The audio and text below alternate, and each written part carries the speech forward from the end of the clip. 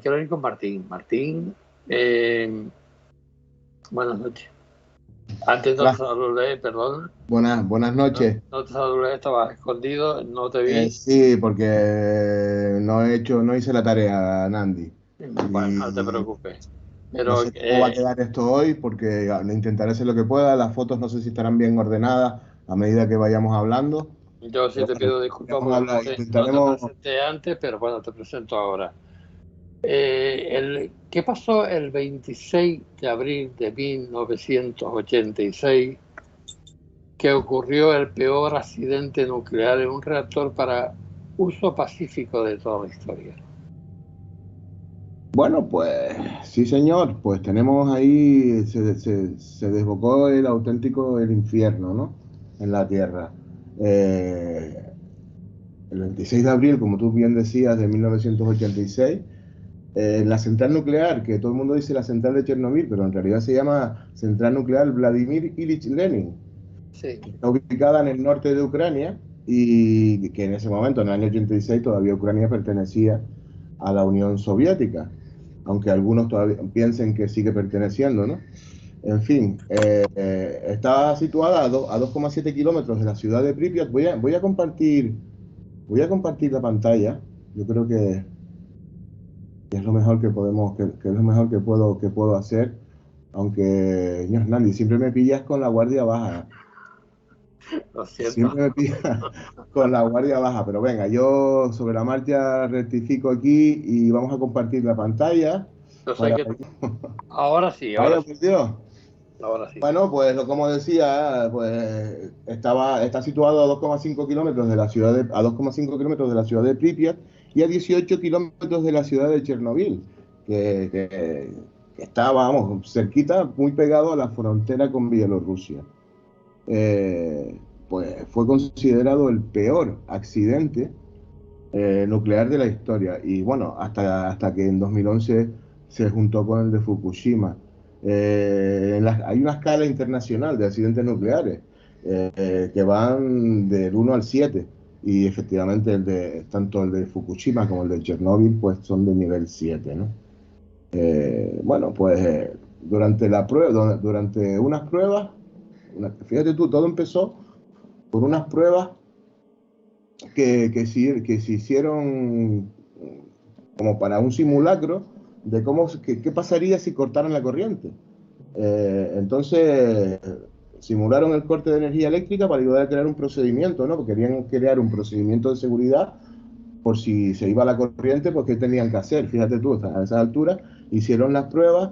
Lo que pasa es que hicieron varias pruebas. Lo que pasa es que en la cuarta prueba que hicieron, y ya empezaron desde el año 82 con este tipo de pruebas, Nandi, resulta que hubo una demora de 10 horas y entró a trabajar en la planta. Estos son fotos reales del interior de la planta, ¿vale? Lo que estamos viendo. Pues entró un turno a trabajar de personal que no estaba cualificado. Entonces, el turno operativo que no estaba preparado para el servicio y entonces ya ahí empezaron a pasar cosas raras. Hay muchas versiones, ha habido mucha ocultación de datos y como tú sabes por parte de la Unión Soviética, pero bueno, más o menos existe un consenso general en que desde el día anterior ya se venía, del día anterior a la prueba ya se venían viendo cosas raras en el reactor número 4 y una serie de desequilibrios, ¿no? Bueno, pues estos desequilibrios desembocaron en el sobrecalentamiento descontrolado del núcleo del reactor y en una o dos explosiones, pues se reventó una o dos explosiones, porque no se sabe bien si fue una o fueron dos. Eh, eh, y un gran incendio que empezó a emanar gases, todo el techo del reactor se reventó, quedó expuesto, una gran nube de material radioactivo fue emanada a la atmósfera y unos niveles de radioactividad nunca vistos hasta ahora, ¿no? Eh, la tapa del reactor que salió volando por los aires pesaba 1.200 toneladas. Tú imagínate el pepinazo que tuvo que pegar esto para reventar como reventó eh, vamos a ver si tengo la foto por aquí para poder enseñársela, y dejar pues así, de esta manera, el techo del reactor número 4, ¿no? Impresionante. Bueno, pues en principio la explosión del reactor mató a dos miembros del personal, y que murieron instantáneamente, pero no por la radiactividad, sino por la explosión, ¿no? Entonces se inició una operación de emergencia masiva para apagar el fuego, estabilizar el reactor y limpiar el núcleo expulsado. Bueno, pues estas personas que vemos aquí en las fotos, se turnaban en turnos de 40 segundos para ir limpiando todo ese material altamente radioactivo, y solo podían estar 40 segundos ahí, después eran reemplazados por otros, ¿no? Y así estaban siempre turnándose cada 40 segundos para no estar expuestos demasiado tiempo, cosa que se vio después que no fue tan vamos, que no sirvió para mucho, porque al final todas estas personas acabaron pues, muy mal, ¿no? Muriendo en muy pocos días. Seguimos hablando de este tema. Yo es que vamos a hablar de la pata de elefante, ¿eh? Lo que pasa es que a mí me gusta, como tú sabes, Nandi, poner todo esto en contexto, y así vemos un poco qué pasó y cómo pasó, y cómo después desembocó en el objeto más peligroso del planeta, que es el que está dentro de la cúpula ahora mismo, debajo porque se derritió debajo de lo que fue el cuarto reactor de la planta de Chernóbil. En fin, me estoy enrollando un montón.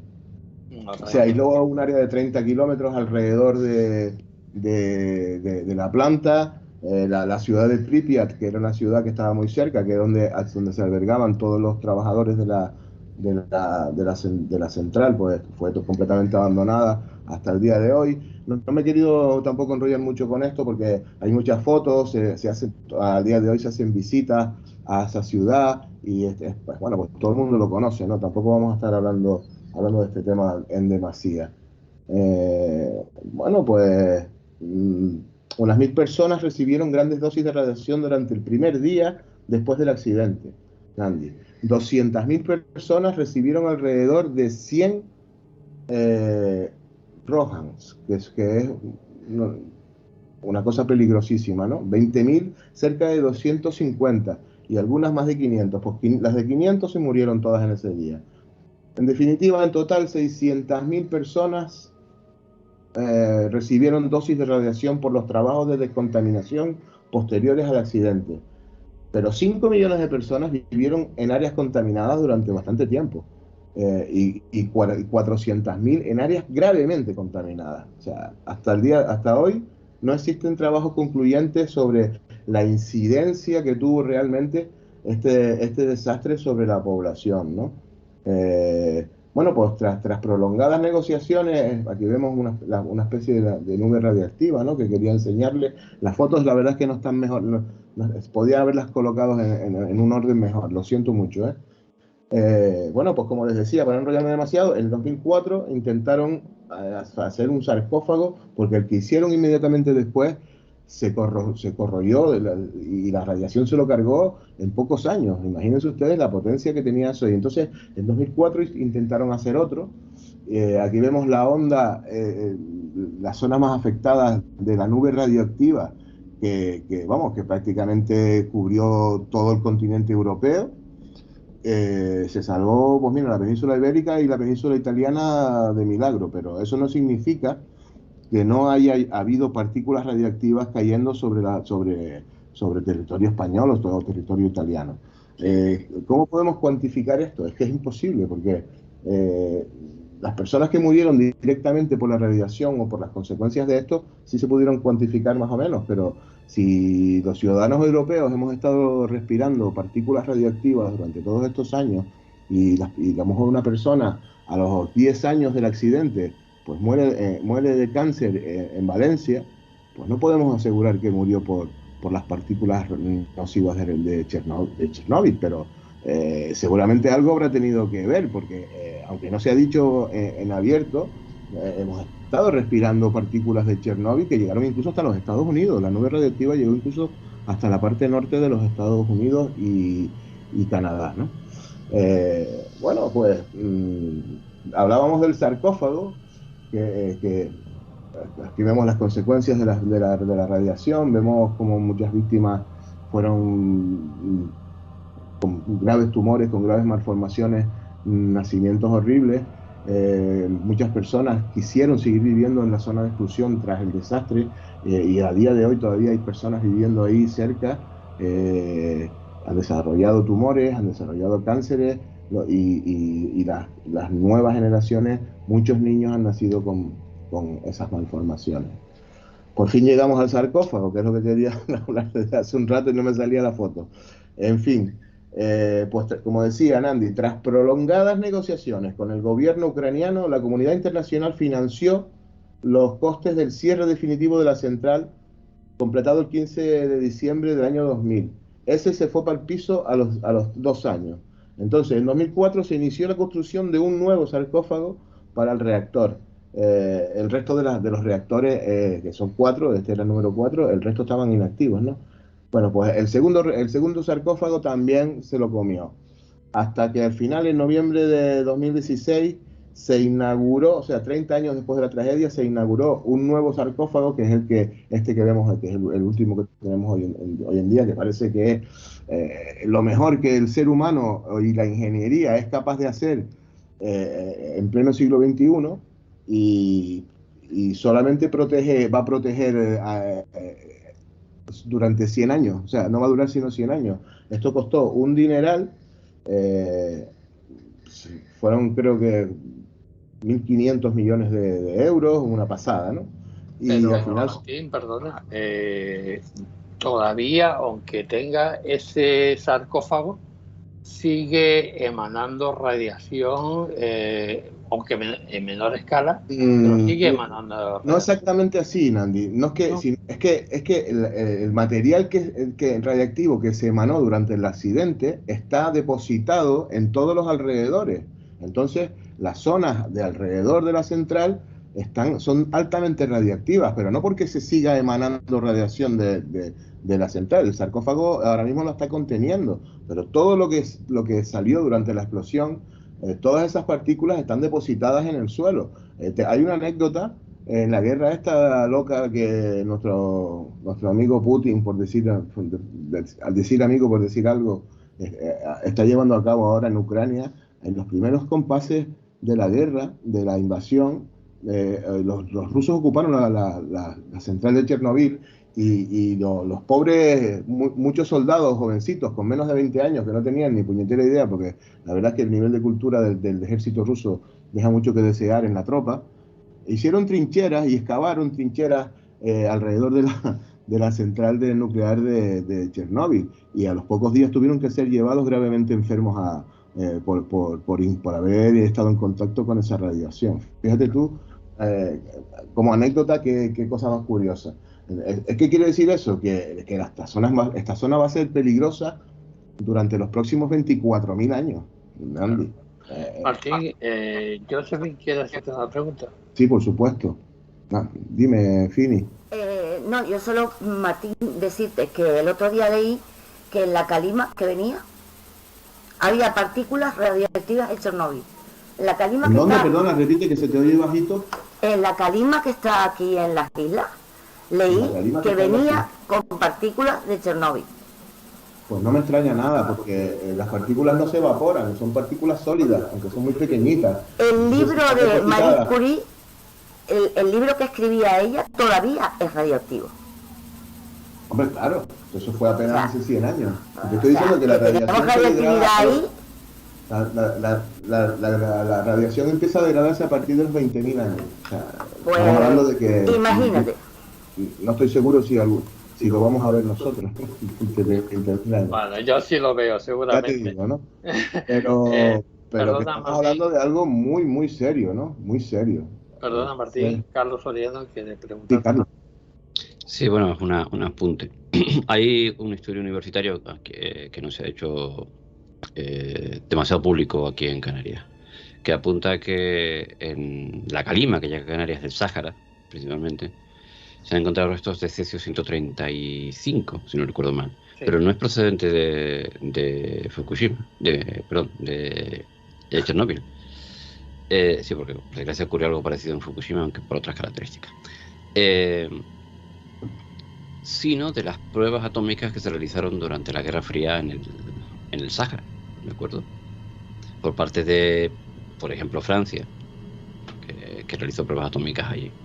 Entonces hay parte del desierto del Sáhara, vete a saber tú cuál, que es radiactivo hoy en día. Y eso se levanta con el polvo de la calima, que a veces llega a Canarias y en otras ocasiones llega incluso a Península, ¿vale? Sí, últimamente más que nunca. Si estaba en el interior de Cataluña, por ejemplo, llegar a Calima, eso era algo inaudito, ¿no? Valencia, la zona del más mediterránea, han tenido una últimamente que cuenta. Pero sí, hay otro apunte de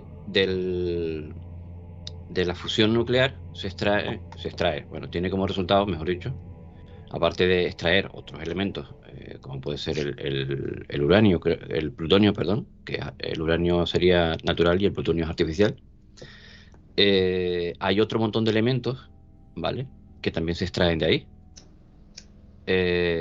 Como el polonio, por ejemplo, que se utiliza como a la KGB le encantaba el polonio. Y hay uno que gusta mucho. Me encanta. Hay uno que gusta mucho a los soviéticos, que es el corio, que ahora hablaremos porque la famosa... Pues cada uno de esos tiene diversos tiempos de degradación, ¿vale? Digamos que su radiación va perdiendo fuerza, por decirlo así. Pero sí, o sea, 24.000 años es mucho más de lo que nuestra civilización ha estado activa. O sea, eso para que se hagan una idea. Al menos como nosotros la conocemos. Bueno, terminaremos con una pequeña moraleja que me gusta, como me gusta a mí siempre decir. Bueno, continuamos con este viaje por el infierno, por decirlo de alguna manera. Ahora se me quedó pescando, me cachis en la mar. ¿Hola? ¿Hola? Se ve. Vale, pasó. Sí. Pasó algo raro, ¿eh? No, es Skype que a veces le cuesta renderizar un poco la imagen, ¿vale? Pero se te escucha perfectamente. Como dato curioso, se aconsejó a los afectados después del accidente el consumo de vodka a niveles masivos por parte de las autoridades soviéticas, ya que podría ayudar a evitar el cáncer de tiroides provocado por la contaminación, ¿sabes? Es una cosa como así curiosa.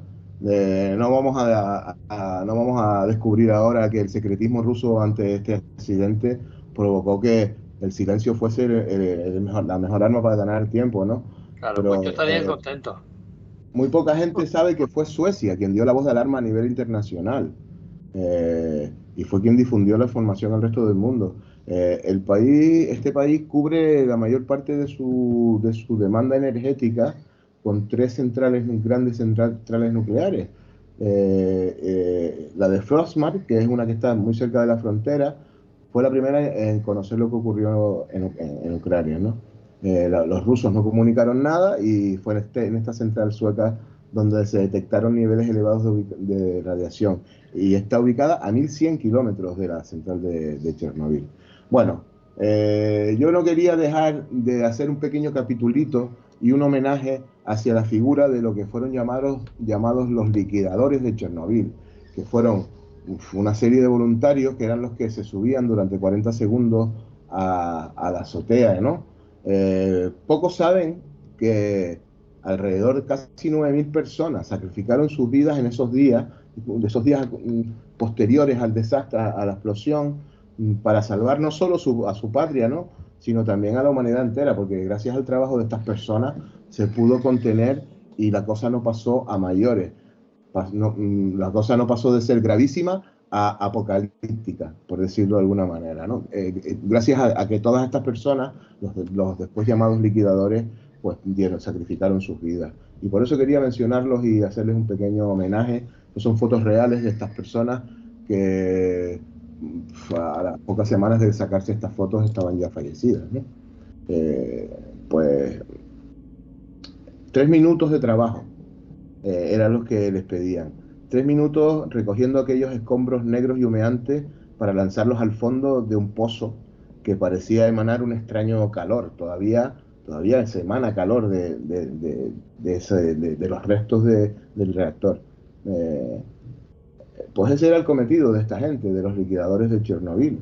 Aunque oficialmente jamás se admitían, muchos fueron obligados a ser liquidadores, reclutados quizá en una de las tácticas más atroces de la historia. Las autoridades les hablaron de multiplicar el sueldo por 6, incluso muchos soldados se les ofreció terminar el servicio militar a cambio de una de esas subidas a la azotea para exponerse ante el uranio, el plutonio y el escorio, para recoger todos esos escombros y cubrir ese reactor que representaba una amenaza para todo el planeta y para la humanidad entera. No nos olvidemos de que estuvimos a un pelo de gamba de sufrir un desastre apocalíptico radioactivo en el año 86, ¿eh?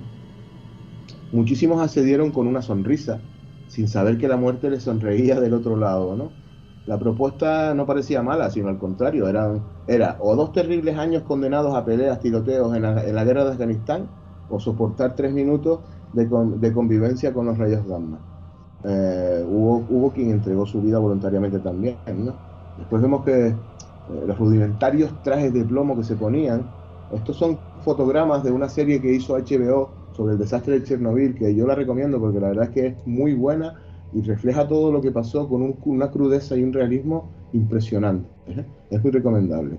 Bueno, pues como decía, pues eran los rudimentarios trajes de plomo y esas caretas que llamaban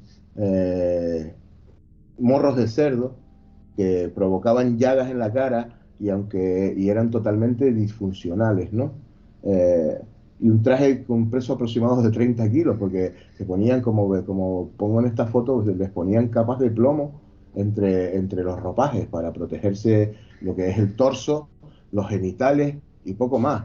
Y la parte trasera de la nuca eran cubiertas con planchas de plomo para intentar protegerse de esa radiación, ¿no? También se repartieron esos bozales a los campesinos de los alrededores y tal. Aquí vemos trajes reales, los trajes auténticos que están ahora expuestos en un museo de cómo se protegieron estas personas. Apenas se estaban protegiendo con papel de fumar, por decirlo de alguna manera, contra la radiación, porque esto la verdad es que muy poco les protegía, ¿no? Pues nada, hoy sabemos que fueron empleadas más de 700.000 personas en este tema de irse cambiando cada 40 segundos, de las cuales en su mayoría no se conoce la identidad, pues todos los expedientes y documentos evidentemente han sido borrados, pues o por el paso del tiempo o por el secretismo, ¿no? Esto eran cifras que estaban en un papel para el Estado soviético, no se veían como personas, ¿no? Pues a pesar de que eran muy jóvenes la mayoría de los liquidadores, muy pocos viven a día de hoy. La mayoría desconocía los efectos de la radiación sobre el cuerpo cuando se les ofrecía este trato, y la prensa bielorrusa afirmó que casi todos contrajeron cáncer y que muchos fallecieron en pocos meses después de esto, ¿no? Escondidos de la sociedad para evitar el pánico, por supuesto. Pues nada, fueron héroes, fueron víctimas, probablemente las dos cosas, ¿no? Aquí termina el pequeño capítulo que quería hacer sobre los liquidadores y aquí concluye lo que es un poco toda la historia de todo el desastre de Chernobyl. Y vamos a centrarnos ahora después de todo esto, pues debajo del reactor, sí, como si fuera sangre de alien que se filtra por el suelo y va cayendo, se formó... Sí, perdón, Laura, quiero preguntarte una cosa antes de que tú centres el tema. Vale, Laura, aquí me tienes. Sí, que digo, en Netflix, que me parece que es donde está lo de Chernobyl, lo pintan muy bonito, ¿no? Lo de los trabajadores que se ofrecen ellos a sacrificar su vida, cuando en realidad, la realidad es la que tú has contado, que muchos ni siquiera sabían la verdad, fueron, entre comillas, engañados, o fueron engañados sin entre comillas. Totalmente. Pero es que es eso, es que la serie que he visto yo, ¿no? De Chernobyl, la sacaron hace ya un año o por ahí. Sí, por ahí, tal vez más. Queda muy bonito, ¿no? De, no, venga, yo sacrifico mi vida. Y ahora, ¿no? Estás tú comentando eso y creo que... Vamos a ver, Laura, muchos fueron conscientes de que iban a dejarse, de que era un viaje solo de ida, porque los que conocían los efectos de la radiación sabían que eso era ir a la muerte, ¿no? Sí. Pero lo hacían por salvar a su pueblo, por salvar a su familia, porque el desastre no fuera a más. Pero es verdad que una gran mayoría no tenían ni puñetera idea de dónde se metían y fueron directitos a la muerte con la alegría de un becerro que va caminando hacia el matadero, que no sabe a dónde va. Pues exactamente igual. Exactamente igual. Muy interesante el comentario. No estoy seguro que la serie sea de Netflix. A mí me da que más bien No es de sé si HBO o Netflix, de alguna... HBO, sí, ahora mismo no sé, he dicho Netflix por decir. Pues, si quieren hablamos ya de la famosa pata de elefante, que es Sí, para... por favor. todo este rollo que me acabo de pegar es para llegar a explicarles qué es esto, qué es el objeto más peligroso del planeta, porque la verdad es que, ya verán, debajo del reactor se fundió todo lo que es tras el desastre, ¿no? Se descubrió que debajo del reactor una masa deforme que estamos viendo en pantalla ahora, donde las barras del reactor se habían fundido con el hormigón que las recubría, formando lo que se pasó a llamar la pata de elefante, ¿no? Que es esto que tenemos aquí, que es una mezcla mortal de dióxido de silicio, uranio y corio, un material similar a la lava, ¿no? Tras el desastre, la masa llegó a alcanzar una radiación de 10.000 Röntgens por hora, niveles catalogados como letales, 10.000 Röntgens por hora. Ustedes, para que se hagan una idea, solamente 500 Röntgens son necesarios para acabar con la vida de una persona. Y esto emitía 10.000 Röntgen por hora. La exposición de un humano a una distancia de 1 metro de esta masa provoca mareos después de tan solo 30 segundos, hemorragias internas seguidas de graves erupciones en la piel y descomposición de la materia celular pasados 2 minutos. Y finalmente la muerte muy dolorosa y muy agónica en apenas 2 días. Bueno, pues imagínense el pedazo de bicho este. Si te acercas a 30 metros, puedes morir en 6 meses, dependiendo del tiempo que estés expuesto a este bicho, ¿no? A esta pata de elefante. Y quería terminar. Mira, estas fueron unas primeras fotos que se sacaron en el año 86, y estas dos personas que están aquí saliendo en la foto fallecieron a los pocos días de sacarla, ¿no? Y después vamos a ir ya a lo que es lo que yo leí por aquí, que llamaron el selfie más peligroso del mundo. Lo vamos a ver ahora, porque un importante documento histórico descubierto por el periodista David Goldenberg, un periodista norteamericano, que 10 años después, en el año 96, rescató unas fotos de un trabajador ucraniano, Artur Korneyev, que le estaba haciendo periódicamente un seguimiento a esta pata de elefante. Y aquí lo vemos, este es alrededor de las ruinas buscando la pata, y esta es la foto que pasó a la historia, ¿no? Esta es la foto que descubrió este periodista David Cronenberg, porque este hombre, Korneyev, es quizás el hombre que más radiación ha recibido en la historia. Y pese a todo está vivo el hombre, ¿sabes? No sé cómo lo ha hecho, pero este hombre ha sobrevivido a todo ese, porque han sido muchas visitas durante mucho tiempo, y aunque ya no emite los 10.000 Röntgen que emitía en el año 86, en el año 96 ya había ha bajado bastante la emisión esa tan brutal, pero según comentaba, a la distancia que vemos en la foto, todavía le llegaba el calor a la cara, como si fuera una hoguera encendida. O sea, todavía emitía mucho calor ese bicho, esa pata de elefante, ¿no? Pues imagínense ustedes que este hombre pues se lo tomaba con humor cuando al final Goldenberg, el periodista, lo consiguió entrevistar, y este hombre decía,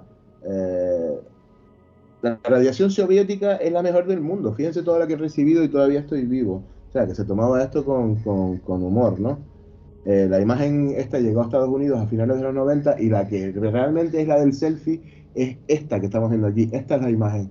Porque este hombre, en el año 96, ni corto ni perezoso, puso su cámara en un trípode, la configuró para larga exposición y se puso delante del objeto. Y ahí por eso se ve como un poco difuminado. Y entonces yo creo que fue uno de los primeros selfies ¿no? Sin que nadie supiera qué se trataba y cómo explicarla, ¿no? Entonces montó la cámara, aumentó el tiempo del obturador y regresó a la escena, y por eso se ve esta foto así. Bueno, que este selfie es un selfie que hace que los demás os parezcan absolutamente ridículos, ¿no? Y esta es la historia de la letal pata de elefante, el objeto más peligroso que existe en el planeta ahora mismo. Pues muchísimas gracias, Martín, porque... Solo quería hacer un comentario más antes de que entre Ana. Yo, después de todo esto que hemos visto ahora, no sé cómo todavía. Hay gente que piensa que construir nuevas centrales nucleares es una buena idea. Vale, y ahí lo dejo. Gracias. Bueno, muchísimas gracias a ti, porque este tema es muy interesante, ya lo hemos tratado ya en varias ocasiones, pero no habíamos hablado de la letal pata de elefante. Hablamos con la rusa Ekaterina Essenberg sobre el tema y nos habló sobre todo, sobre ello, sobre Putin, sobre Chernóbil, pero no nos habló de la pata de elefante. Yo, si hubiera tenido más tiempo, a lo mejor seguramente me hubiera quedado un poco mejor, pero bueno,